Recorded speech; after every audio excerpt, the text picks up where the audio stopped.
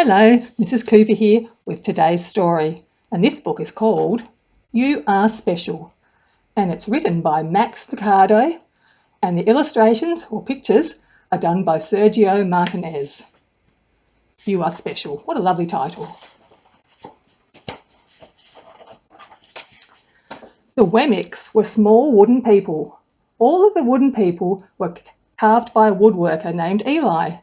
His workshop sat on a hill overlooking their village. Each Wemmick was different. Some had big noses, others had large eyes. Some were tall and others were short. Some wore hats, others wore coats. But all were made by the same carver and all lived in the village. It's just like at school, isn't it? Or when we're outside in the community, everybody's a bit different. And that's good, isn't it? And all day, every day, the Wemmicks did the same thing. They gave each other stickers. Each Wemmick had a box of golden star stickers and a box of grey dot stickers. Up and down the streets all over the city, people spent their day sticking stars or dots on one another. That's a bit funny. The pretty ones, those with smooth wood and fine paint, always got stars. Oh, see, here they are. They must be the pretty ones or smart ones. But if the wood was rough or the paint chipped, the Wemmicks gave dots. Let's see, has anyone got a dot? To think about that. The talented ones got stars too. Some could lift big sticks high above their heads or jump over tall boxes. Still others knew big words or could sing pretty songs. Everyone gave them stars. Some Wemmicks had stars all over them. Every time they got a star, it made them feel so good. It made them want to do something else and get another star. Others, though, could do little. They got, what do you think? They got dots. I wonder if they were happy about that. Punchinello was one of those. He tried to jump high like the others, but he always fell. And when he fell, the others would gather around him and give him dots. Sometimes when he fell, his wood got scratched.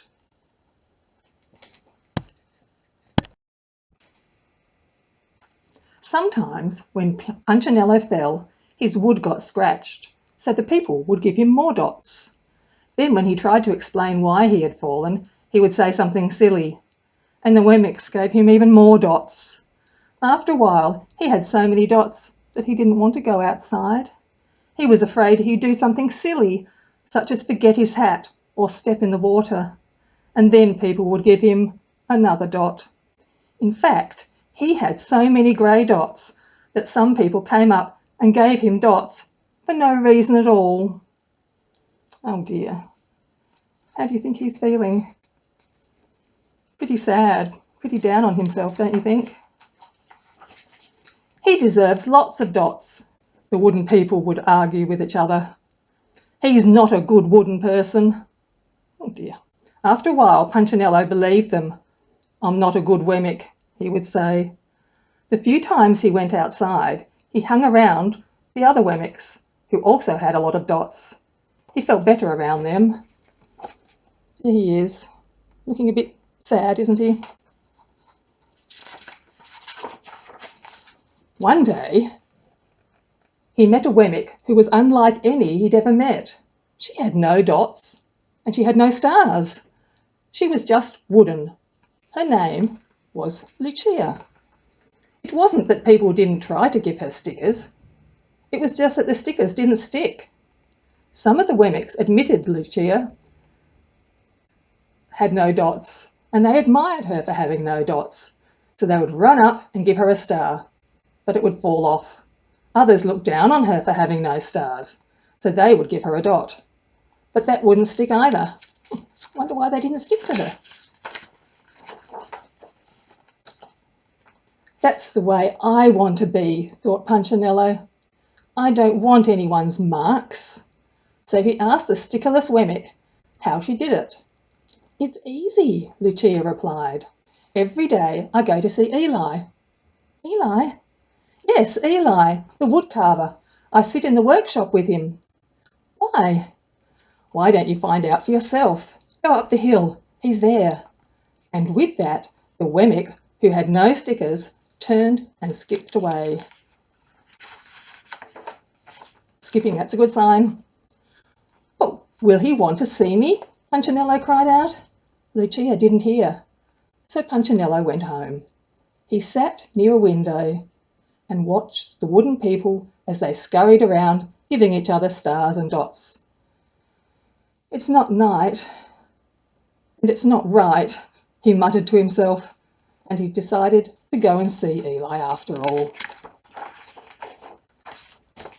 He walked up the narrow path to the top of the hill, and he stepped into the big shop. His wooden eyes widened at the size of everything. The stool was as tall as he was. See, the stool is as tall as him, isn't it? Just as tall as Punchinello. He had to stretch on his tiptoes to see the top of the workbench. A hammer was as long as his arm. Punchinello swallowed hard. Do you think that meant he was a bit nervous, a bit scared? "I'm not staying here," and he turned to leave. Then he heard his name. "Punchinello!" The voice was deep and strong. Punchinello stopped. "Punchinello, how good to see you! Come and let me have a look at you." Punchinello turned slowly and looked at the large bearded craftsman. "You know my name?" the little Wemmick asked. "Of course I do. I made you." Oh. Eli stooped down and picked him up and set him on the bench. The maker spoke thoughtfully as he looked at the grey dots. "Looks like you've been given some bad marks." "I didn't mean to, Eli. I really, really tried hard." "Oh, you don't have to defend yourself to me, my child. I don't care what the other Wemmicks think." "You don't?" "No, and you shouldn't either. Who are they to give stars or dots? They're Wemmicks just like you." "What they think doesn't matter, Punchinello. All that matters is what I think. And I think you are very, very special." I bet that made him feel a bit better. Oh, look at his sweet smile. He's giving him a pat on the head. Punchinello laughed. "Me special? Why? I can't walk fast. I can't jump. My paint is peeling. Why do I matter to you?" Eli looked at Punchinello, put his hands on those small wooden shoulders, and spoke very softly. "Because you're mine. That's why you matter to me." Punchinello had never had anyone look at him like that before, much less his maker. He didn't know what to say. "Every day I've been hoping you'd come," Eli explained. "I came because I met someone who had no marks," said Punchinello. "I know, she told me about you." "Why don't the stickers stay on her?" The maker spoke softly. "Because she has decided that what I think is more important than what they think. The stickers only stick if you let them." "What?" "The stickers only stick if they matter to you. The more you trust my love, the less you care about their stickers." "But I'm not sure I understand." Wonder what he's meaning, what he's getting at. Eli smiled. "You will, but it will take some time. You've got a lot of marks. For now, just come to see me every day and let me remind you how much I care." Eli lifted Punchinello off the bench and set him down on the ground. "Remember," Eli said as the Wemmick walked out of the door, "you are special because I made you. You are special, and I don't make mistakes." Punchinello didn't stop, but in his heart he thought, "I think he really means it." And when he did, a dot fell to the ground. Interesting. And that's the end of the story. I might leave you to think about that for a little while. That was a very good book, wasn't it? All about feeling good about yourself. I hope you feel good about yourself, and I hope you have a lovely day. Bye.